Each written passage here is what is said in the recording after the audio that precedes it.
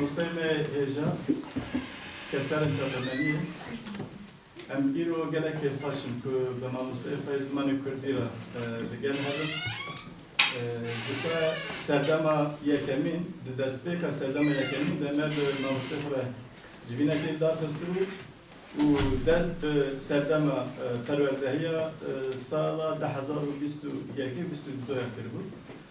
Niha jî serdema yekemîn bi dawî bû bi sedan kursiye û em bêjin bi dehan polê me bi serkeftî serdema hevdawî kirin û ez bawerim di çavçoveya şahiya 21 Sibatê de jî gelek xwendekarên me jî wê kêfxweşiya belgegirtina bijîn. Hevano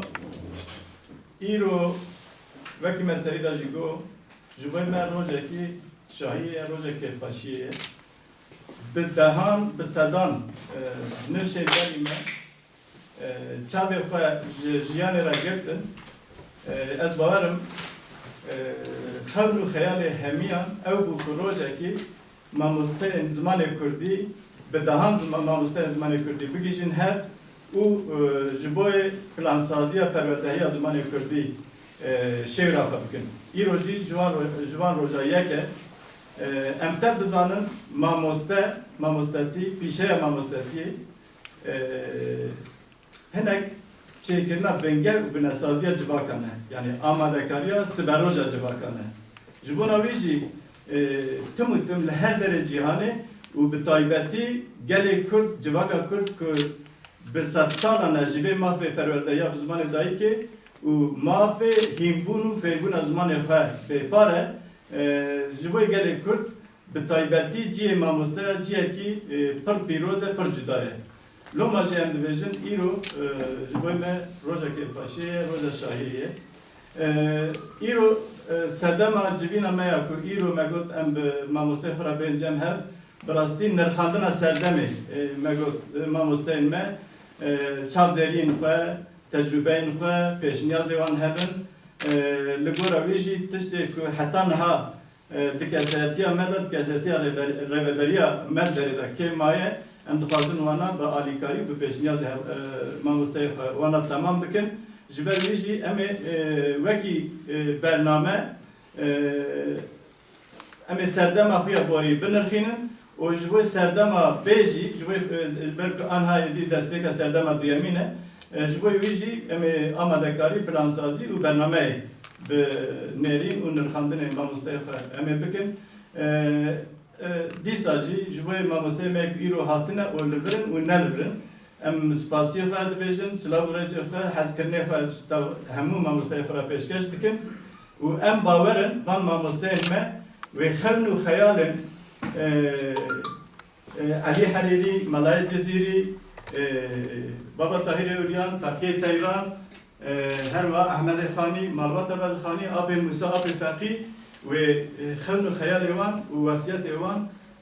wê bicî bînin bi vê kêfxweşiyê dîsa em we hemiya bi rêzdarî silav dikin û em ê dest bi bernameya xwe bikin. Silav birêz. Demek dirêja ji hem bi rêveberiya me re û hem bi rêveberiya xwe re hem jî bi saziyê pêwenderê zimanê Kurdî re gelek amadekarî, civîn, plansazî tên kirin. Êdî em hatine rojên dawî kin û Kurd em dikarî vêya bêjin hefteya navbera 15 Sibatê û 21 Sibatê em bêjin ku li Amedê û li Tevahiya bajarê Kurdistanê em vê heftê vegarînin hefteya zimanê Kurdî. Her wiha ji xwe saziyê me pêwendîdar bi caran me civîn darxistine do jî dîsa civînekê me hebû yani di çarçova 21 Sibatê de em wekî me der em ê 19 Sibatê li eywana konferansê ya Demirokê şahiyekê dar bixin. Di vê şahiyê de hem belgedayîna serdema borî a xwendekaran û hem jî ji xwe mamosteyên me wê belgeyê bidin xwendekarê xwe her wiha em bêjin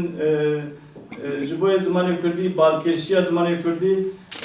wê lîstik ji aliyê şanoya bajarê Amedê wê pêşkeş kirin û her wiha ji